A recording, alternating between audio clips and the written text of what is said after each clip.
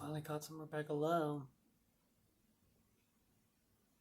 I have to say, Katie Nolan, who joins me on Daytime in the studio now. Katie, I've had a lot of impressions of me over the past 9 years, but that was good. It's not bad. Quite brilliant, I would say. If I want a day off, you can just come in and do this. This is brilliant. Okay, so we saw before the break you were in Anfield back in 2019 because, yes, this is an Olympic show, but we just have to briefly talk about football because that's kind of how we're connected, I feel like. I mean, it's because I wake up very early in the morning and see your face and you're beautiful. Okay, I wanted an in to Premier League for a while because, you know, in America, it's like cool people always like Premier League. And so I was like, well, how am I going to get in? And Liverpool's the obvious connection because of Fenway Sports. But the thing that really sucked me in was Mo Salah.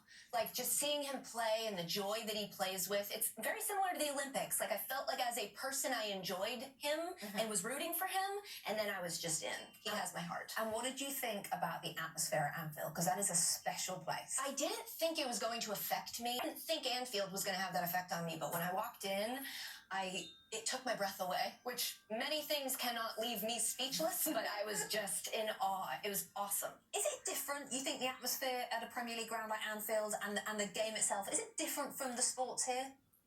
Here in America? Yeah, I mean, a little bit, in many different... Going to be you. Katie, okay, let's talk about the Olympics because you are working on Team NBC, and this got announced a few days ago. You've been quite busy. Yeah, I mean, look, I've always loved the Olympics. I've always watched them summer, winter, and also have fascinating backstories, and the sports themselves are so interesting that there's so much here that if you love sports and you love people, there's something for you on the Winter Olympics. I think the Winter Olympics as well, there's something about the Winter Olympics. I think a lot of the summer games, we've all done, we've all swum, we've all run, maybe we've rowed, but we've never, as you just showed us, we've never done the moguls, we've never done a lot of this stuff. So they're like superhuman, aren't they? Yes, and they're all very dangerous when you think about the air in ways I can't even understand. Figure skating even, it's blades on your feet and ice on the ground, very slippery. So I am all impressed by their ability to do these things that I know we, laymen, couldn't possibly understand or ever attempt. So if you did have the ability, and you've been here long enough, you've cast your eye across all of the different events in the Winter Olympics, if you had the ability, which superhuman ability would you want? Which sport would you like to do?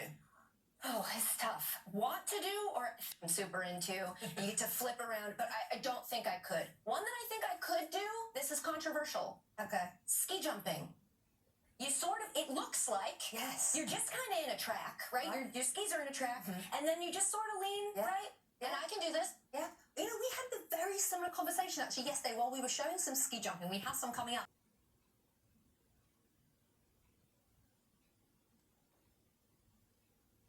I mean, there's no flipping. No. It's just, you're almost carrying on the momentum, and then you're gracefully landing. And you know, I am nothing if not a graceful lander. I am very graceful.